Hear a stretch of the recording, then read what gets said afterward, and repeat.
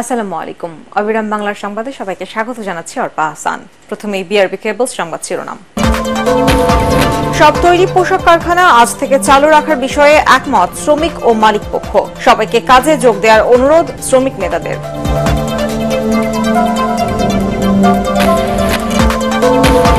গ্রাহক 5 গুণ বাড়লেও লোকবল বাড়েনি পল্লী বিদ্যুৎ বোর্ডের।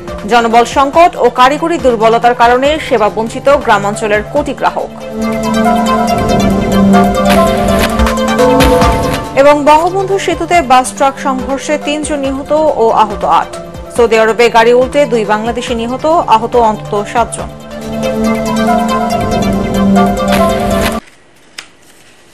শুনছিলেন বিআরবি কেবলস সংবাদ শিরোনাম। এবারে বিস্তারিত। গেল এক সপ্তাহের অস্থিরতা কাটিয়ে আজ খুলেছে শিল্পাঞ্চল সাভার, আশুলিয়া ও ধামরাইয়ের সকল তৈরি পোশাক কারখানা।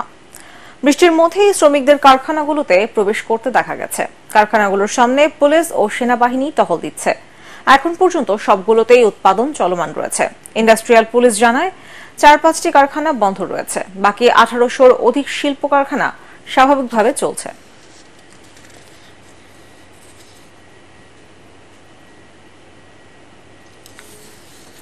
এদিকে সব তৈরি পোশাক কারখানা আজ থেকে চালু রাখার বিষয়ে একমত হয়েছে শ্রমিক ও মালিক পক্ষ। রাজধানীর উত্তরায় বিজিএমইএ ভবনে মতবিনিময় সভা শেষে সবাইকে কাজে যোগ দেওয়ার অনুরোধ জানান গার্মেন্টস শ্রমিক নেতারা। এ সময় বিজিএমইএ সভাপতি খন্দকার রফিকুল ইসলাম বলেন, আলোচনার মাধ্যমে সব সমস্যার সমাধান করা হবে। হোমাজিস্তের রিপোর্ট। কারখানায় ছাঁটাই বন্ধ সহ বিভিন্ন কারণে গত এক সপ্তাহ ধরে অস্থির সাভার ও আশুলিয়ার তৈরি পোশাক খাত। ছুটি ঘোষণা করা হয় 30টিরও বেশি কারখানায়। এই অবস্থায় শুক্রবার সন্ধ্যায় শ্রমিক নেতাদের নিয়ে আলোচনায় বসে তৈরি পোশাক কারখানা মালিকদের সংগঠন বিজিএমইএ। আলোচনা শেষে ব্রিফিংয়ে নিজেদের বিভিন্ন দাবির কথা তুলে ধরেন শ্রমিক নেতারা।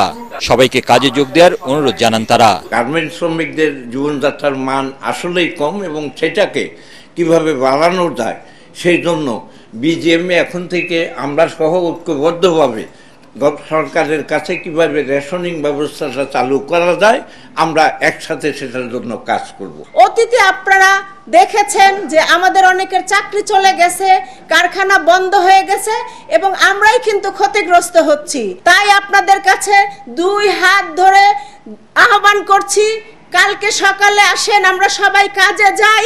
এ সময় বিজিএমইএ সভাপতি বলেন, গত 1 বছরে 60 থেকে 70টি কারখানা বন্ধ হয়ে গেছে।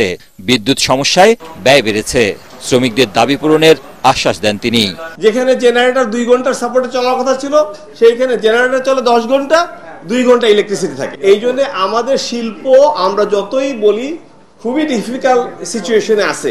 সবাই কিন্তু বলেছে আগে ইন্ডাস্ট্রিকে চালু রাখতে হবে, চালু রাখার পরে এক টেবিলে বসে একটা আলোচনার মাধ্যমে কিছু সমস্যা হয়তো খুবই দ্রুত সমাধান করা যাবে, কিছু সমস্যা লং টার্ম, কিছু সমস্যা আরো সময় লাগবে। আর্থিক সংকটে পড়া কারখানাগুলোকে সহায়তার আহ্বান জানান বিজিএমইএ সভাপতি। হুমায়ুন চিস্তি, এটিএন বাংলা, ঢাকা। গ্রামাঞ্চলে চাহিদার তুলনায় বিদ্যুতের যোগান কম থাকায় অতিরিক্ত লোডশেডিং দিতে হয় বলে স্বীকার করলেন পল্লী বিদ্যুতের মাঠ কর্মকর্তারা। তারা বলেন, গ্রামাঞ্চলে ঝড় বৃষ্টিতে লাইনের সমস্যা হলে তা সচল করতে 3 থেকে 4 দিন লেগে যায়। এজন্য জনবল সংকট ও কারিগরি দুর্বলতাকে দায়ী করেন তারা। নিরবচ্ছিন্ন বিদ্যুৎ সরবরাহ নিশ্চিতে পল্লী বিদ্যুতায়ন বোর্ড ও সমিতিকে একই ছাতার নিচে আনার পাশাপাশি চুক্তিভিত্তিক কর্মচারীদের চাকরি স্থায়ীকরণের দাবি তাদের। মিজান শাহজাহানের রিপোর্ট। 6টি সংস্থার মাধ্যমে সারা দেশে সরবরাহ করা হয় বিদ্যুৎ। এর মধ্যে পল্লী বিদ্যুৎ সমিতি 76.43% বিদ্যুৎ সরবরাহ করে। অন্যান্য সংস্থা সরবরাহ করে শহরাঞ্চলে, কিন্তু শহরে লোডশেডিং কম হলেও গ্রামাঞ্চলে লোডশেডিং তুলনামূলক বেশি। রাজধানী বা জেলা শহরগুলোকে একটা প্রায়োরিটি দেওয়া হয়। এটার কারণে দেখা যাচ্ছে যে কিছু কিছু ক্ষেত্রে হয়তো বা পল্লী বিদ্যুতে বরাদ্দটা কম হয়, কারণ লোডশেডিংটা আসলে আমাদের হাতে নেই। আমরা যেহেতু বিদ্যুৎ উৎপাদন করি না, আমাদেরকে পিজিসিবি থেকে, গ্রিড থেকে যে বরাদ্দ দেওয়া হয় এটাই আমরা আবার সাধারণ জনগণের মাঝে ডিস্ট্রিবিউট করি। তো এখন গ্রিড থেকে যদি আমাদেরকে কম বরাদ্দ দেওয়া হয় তাহলে আমরা কম সরবরাহ করতে পারবো। 2009 সালে পল্লী বিদ্যুতের গ্রাহক ছিল 70 লাখ, এখন তা বেড়ে দাঁড়িয়েছে 3.60 লাখে। কিন্তু বাড়েনি জনবল। মাঝে মধ্যে অস্বাভাবিক বিল তৈরি করে সমালোচিত হতে হয় সংস্থাটিকে। বিলে গড়মিলের জন্য কারিগরি অক্ষমতাকে দায়ী করেন মাঠ পর্যায়ের এই কর্মকর্তা।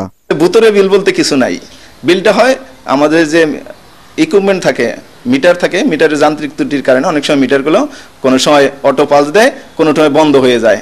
এই দুই কারণে আমাদের গ্রাহক প্রান্তে যখন অটো পাস দেয় তখন বিলটা বেশি হয়। আমরা গ্রাহক যখন অভিযোগ করে তাদের কিন্তু সাথে সাথে এই বিলগুলো আমরা তার পূর্বের যে বিল ব্যবহার আছে বিল অনুযায়ী আমরা সংশোধন করে দেই। 80টি সমিতি, 45,000 কর্মী। অন্যদিকে নিয়ন্ত্রণকারী সংস্থা পল্লী বিদ্যুতায়ন বোর্ডে আছেন 1700 জন। সমিতি ও বোর্ডের মধ্যে বৈষম্য নিরসনের দাবিতে দফায় দফায় আন্দোলন করেছেন কর্মীরা। দ্বৈত নীতি মূলত যেটা যে তাদের পল্লী বিদ্যুতায়ন বোর্ডে একটা সার্ভিস কোডের আন্ডারে চলতেছে আর পল্লী বিদ্যুৎ সমিতিতে আরেকটা সার্ভিস কোডের আন্ডারে চলতেছে, যার জন্য আমাদের সাথে আসলে সবকিছু সিদ্ধান্তগুলো এক হয় না। আমাদের দুটো দাবি যে পল্লী বিদ্যুতায়ন বোর্ড এবং পল্লী বিদ্যুৎ সমিতি একীভূতকরণ, অর্থাৎ অভিন্ন সার্ভিস কোড বাস্তবায়ন সহ একীভূতকরণ, আর যারা চুক্তি ভিত্তিক আছেন তাদের নিয়মিতকরণ। বারবার আশ্বাস নয়, আলোচনার মাধ্যমে 2 দফা দাবি মেনে নিয়ে পল্লী বিদ্যুতে শৃঙ্খলা ফেরানোর আহ্বান কর্মীদের। মিজান শাহজাহান, এটিএন বাংলা, ঢাকা। সিরাজগঞ্জের বঙ্গবন্ধু সেতুতে বাস ট্রাক সংঘর্ষে 3 জন নিহত ও 8 জন আহত হয়েছেন। আজ ভোরে এই দুর্ঘটনা ঘটে। সিরাজগঞ্জের বঙ্গবন্ধু সেতুর 13 নম্বর পিলারের সামনে একটি ট্রাককে পেছন থেকে একটি বাস ধাক্কা দেয়। এতে ঘটনাস্থলেই 3 জন যাত্রী নিহত এবং আরও 8 জন আহত হন। পুলিশ হতাহতদের উদ্ধার করেছে। আহতদের সিরাজগঞ্জ জেনারেল হাসপাতালে ভর্তি করা হয়েছে। বাসের যাত্রীরা সবাই সিরাজগঞ্জের বাসিন্দা। এদিকে দুর্ঘটনার পর ক্ষতিগ্রস্ত বাসটি সরিয়ে ফেলায় সেতুতে যান চলাচল স্বাভাবিক রয়েছে। বঙ্গবন্ধু সেতু পশ্চিম থানা পুলিশ জানায়, ভোর 5:15টার দিকে সিরাজগঞ্জ এক্সপ্রেস বাসটি ঢাকা যাবার পথে ওভারটেকিং করতে গিয়ে সামনে থাকা একটি চলন্ত ট্রাককে ধাক্কা দেয়। এতে এই দুর্ঘটনা ঘটে।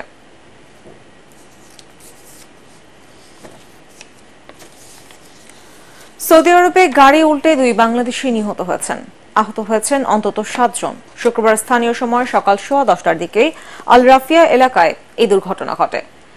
বাংলাদেশ দূতাবাস এই তথ্য নিশ্চিত করেছে। নিহতরা হলেন গাড়ি চালক লিটু মতিউর রহমান এবং মোহাম্মদ রিফাত। আহতদের একজনের অবস্থা গুরুতর হওয়ায় তাকে হাফার বাতিন হাসপাতালে ভর্তি করা হয়েছে। এবারে আন্তর্জাতিক সংবাদ।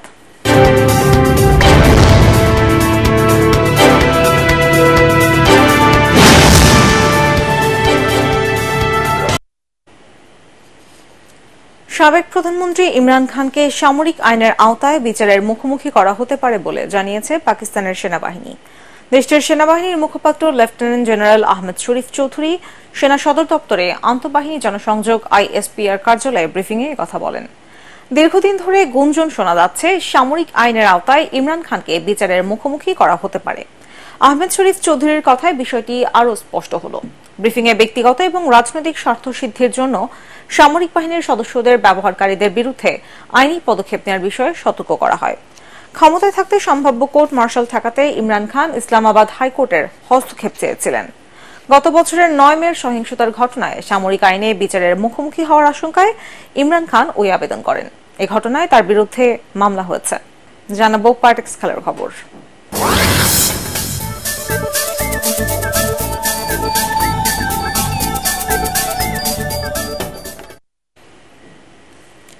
বিশ্বকাপ বাছাই পর্বে ইকুয়েডরকে 1-0 গোলে হারিয়ে 4 ম্যাচ পর জয়ের দেখা পেল ব্রাজিল। এতে 10 পয়েন্ট নিয়ে টেবিলের 4-এ উঠল 5বারের বিশ্ব চ্যাম্পিয়নরা। অন্যদিকে উয়েফা নেশনস লিগে ফ্রান্সকে 3-1 গোলে হারিয়েছে ইতালি। SM আশরাফের আরেকটি রিপোর্ট। 2026 বিশ্বকাপ বাছাইয়ে অক্টোবরে ভেনেজুয়েলার সাথে 1-1 গোলে ড্রয়ের পর 3 ম্যাচ হারে ব্রাজিল। তাতে ভীষণ চাপে ছিলেন কোচ দরিভাল জুনিয়র। তবে আপাতত স্বস্তি সেলেসাও শিবিরে। যদিও মন ভরাতে পারেননি ভিনিসিয়াস জুনিয়ররা। মাঠের সাথে আক্রমণ ভাগের রসায়নে ঘাটতি চোখে পড়েছে, আর তাই প্রতিপক্ষের রক্ষণে গিয়ে খেই হারায় ব্রাজিল স্ট্রাইকাররা।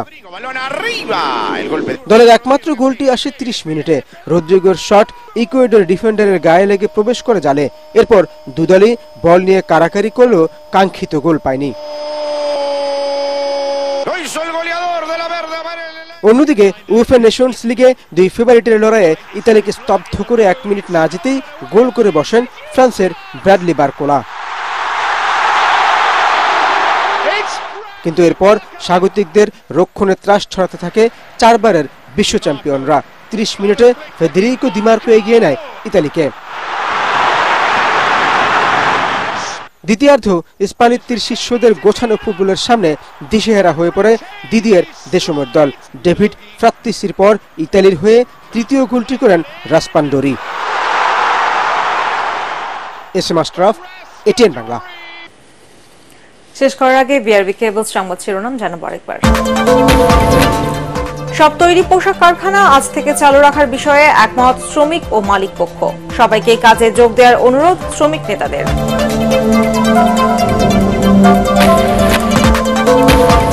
গ্রাহক 5 গুণ বাড়লেও লোকবল বাড়েনি পল্লী বিদ্যুতের। জনবল সংকট ও কারিগরি দুর্বলতার কারণে সেবা বঞ্চিত গ্রামাঞ্চলের কোটি কোটি গ্রাহক। এবং বঙ্গবন্ধু সেতুতে বাস ট্রাক সংঘর্ষে 3 জন নিহত ও আহত 8। সৌদি আরবে গাড়ি উল্টে 2 বাংলাদেশি নিহত, আহত অন্তত 7 জন।